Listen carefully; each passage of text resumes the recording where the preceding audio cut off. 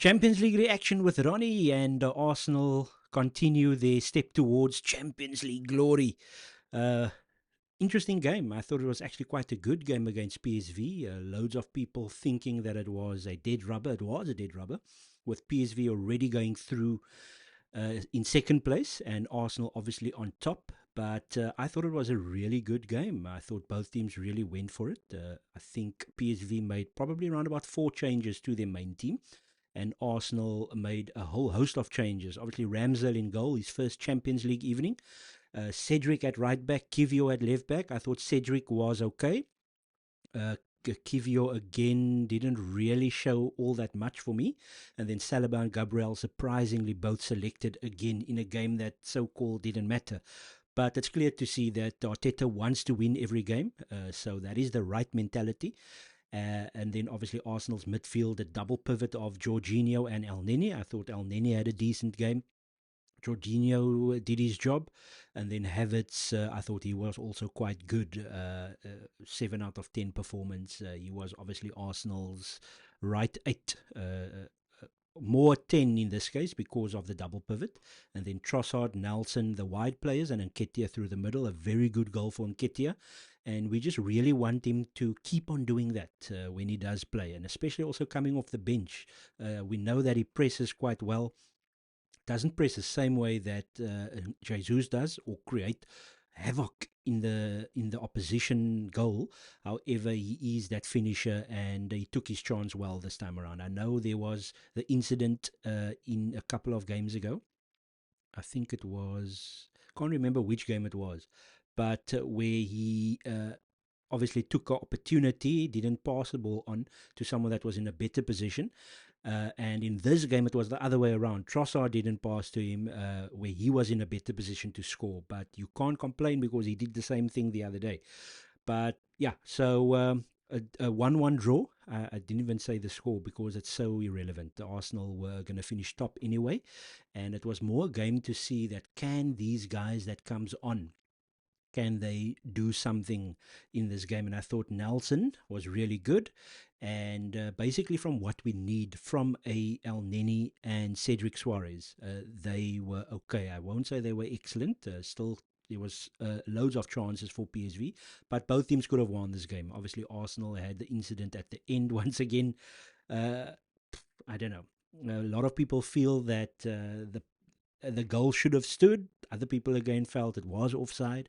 And then also, yeah, I don't want to really say that it was a poor goal to concede. I thought PSV did well for their goal.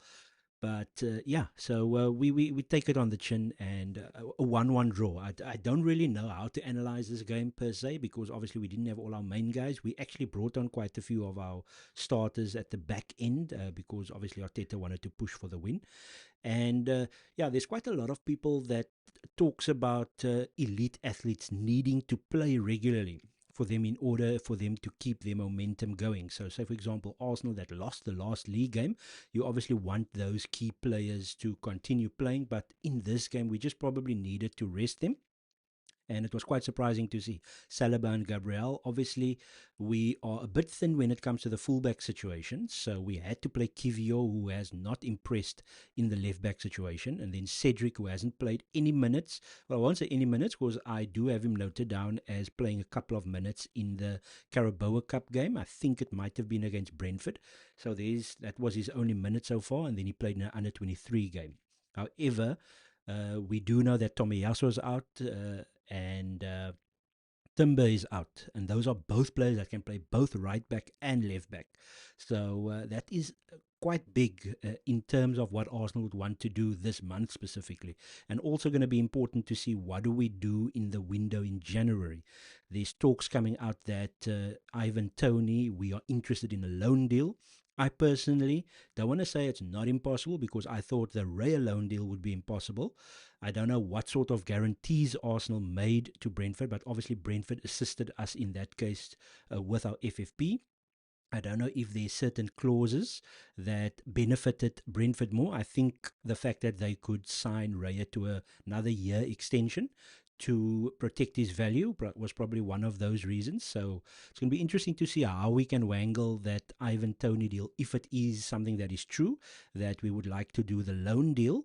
And obviously, we've got guaranteed money. We actually made a good amount of money by qualifying out of the group in first place, or just qualifying out of the group.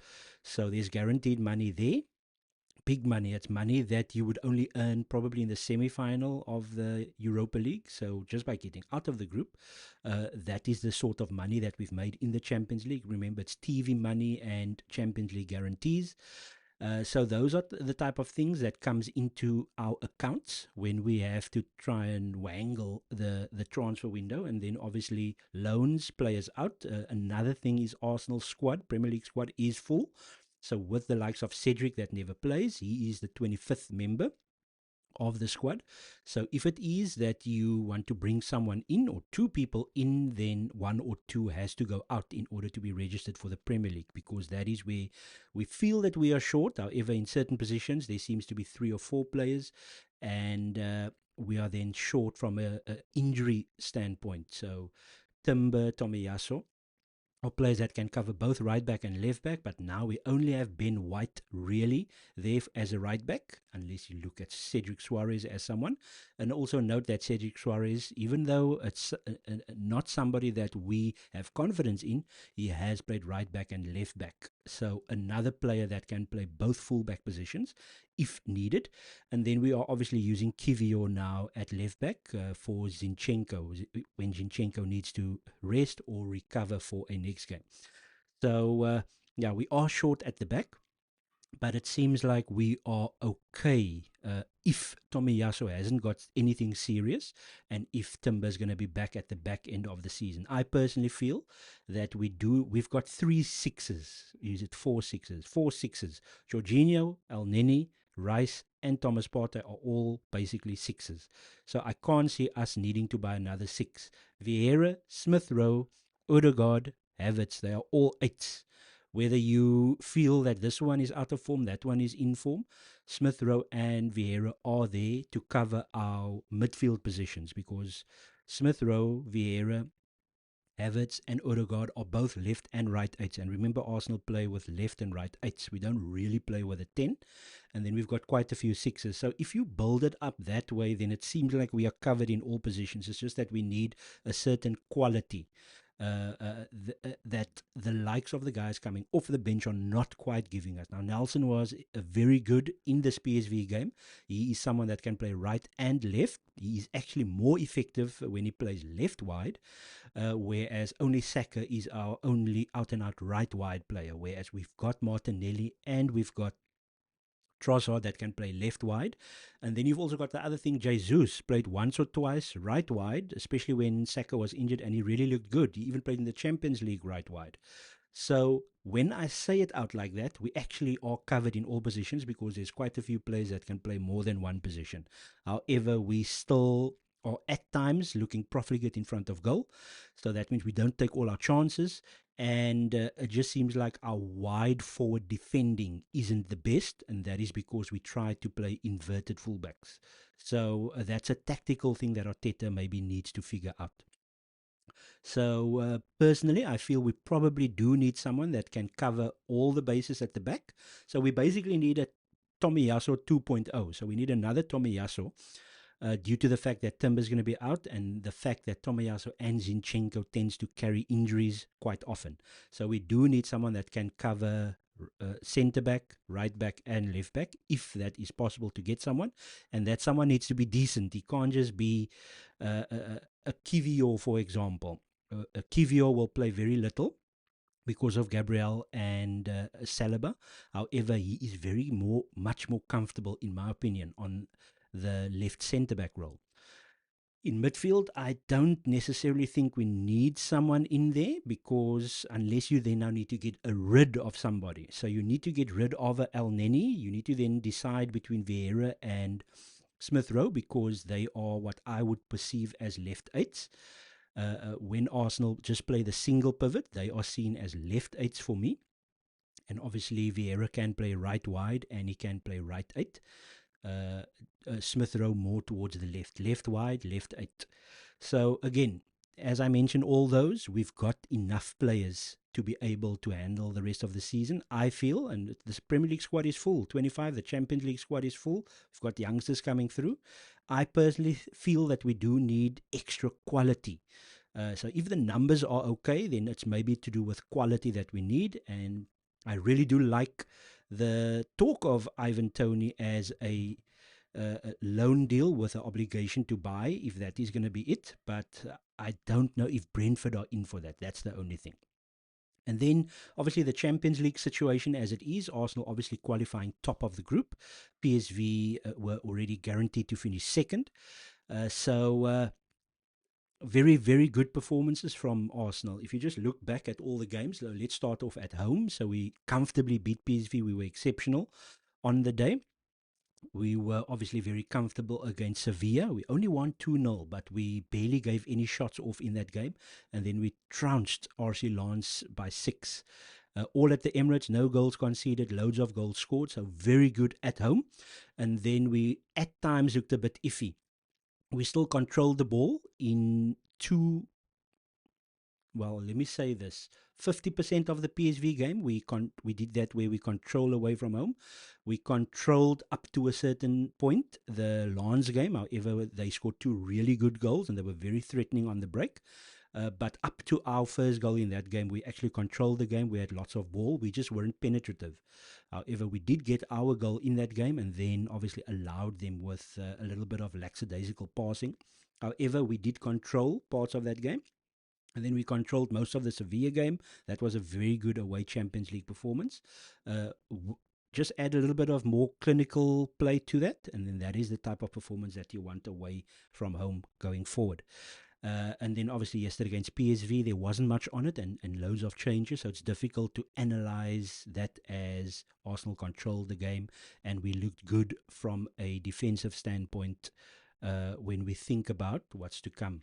So the teams that we could play, PSG, Paris Saint-Germain of France. Obviously, I've watched just about all the Champions League games, not in full, but enough to have an opinion. PSG didn't look great. They struggled against Newcastle. They got hammered by Newcastle. They should have drawn or lost. No, they should have lost to Newcastle in Paris. So they haven't been great. Their performances against Milan, they were good in the home games against Milan and Dortmund, however, very poor away. They actually started to get control against Dortmund in the back end when Dortmund knew they were through already. The back end of that specific game, but Dortmund had their chances as well. So away from home, not so great from PSG, but they've got the players to cause us problems. And then you've got Copenhagen. They were very good at home, and obviously their 2 games against Man United, Man United completely in control. But especially in the away leg, they threw that one away. So Man United should have basically finished second in that game. They messed up at least 4 of their 6 games where they were in control of those games and they just messed it up. I think the 4 games against Galatasaray and Copenhagen, those 2 games, Man United messed those games up. Inter Milan looked good. I still couldn't quite work out why it is that they finished on top, because they drew against Sociedad twice, and the goal difference was big. I don't know. I couldn't quite work out why they finished second, but they are second. They are alongside Juventus, the top team in Serie A. They're playing good football. They've got Lautaro Martinez up front. That's really looking good. They've added Marcus Thuram to their front line. He's good. Çalhanoğlu's having a good season in midfield. So I follow Inter Milan quite a bit. They're good defensively. They play with a back 3. They actually have Alexis Sanchez, who's back for his second spell at the club. He's also decent coming off the bench. And then Porto, they are also strong at home, not so strong away from home. I know they got 12 points from their games. However, the other 2 teams in the group was disappointing. Benfica and yeah, was it Benfica that was in this group? Royal Antwerp and Shakhtar Donetsk was in this group, sorry. So Porto were good, but they generally tend to struggle away from home. So that could be an interesting tie. And then Lazio. So, yeah, again, they were very up and down in their group. The group had Celtic in it as well as Atletico Madrid. So Atletico Madrid ended up getting 14 points out of the 18 in that group, and Lazio, I think, only got 8 in that group. So they weren't particularly convincing. Red Bull Leipzig, they were in Man City's group, so they're also a team that we can get. They got a couple of good players. Xavi Simons is having a good season. Openda is having a good season. They actually played both Man City games quite well. They lost both eventually, but they actually did play well in both of those games. So they can be a tricky team, especially on the counter attack, especially if Arsenal are going to be dominating the ball, but giving a ball away like the likes of a Zinchenko can do, or not good passing from the back from the goalkeeper, they can actually pounce on it. They've got the players to do so.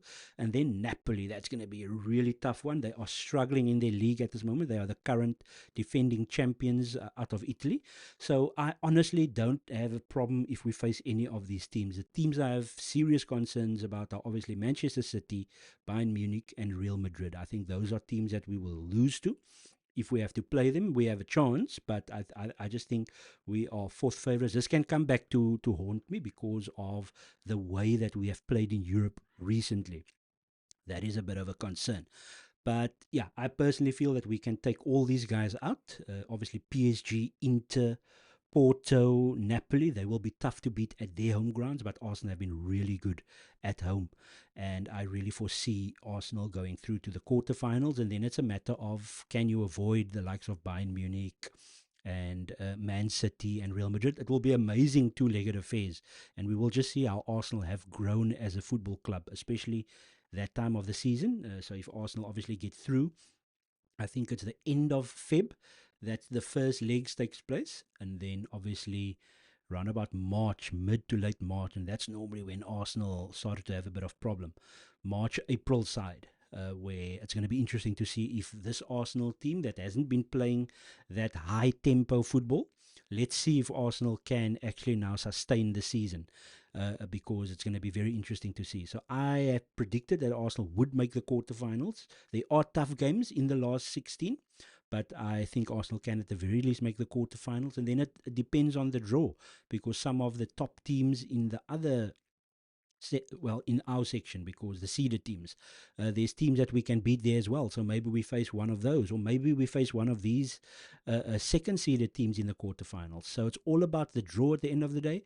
And then if you do get the Real Madrid, Man City, or Barcelona, or who's the other one, Bayern Munich, then we need to be able to show who we are, because I think we are very strong at home and we are getting better in Europe based on the performances that I've seen. You can maybe say Lens and PSV weren't great, but the Sevilla performance was quite good. And yes, I know the group wasn't that great. It was a Europa League group basically, but Arsenal handled it well, got the 13 points, and we move on to the next stage. So the draw is on Monday, so I'll do a Monday reaction to that draw.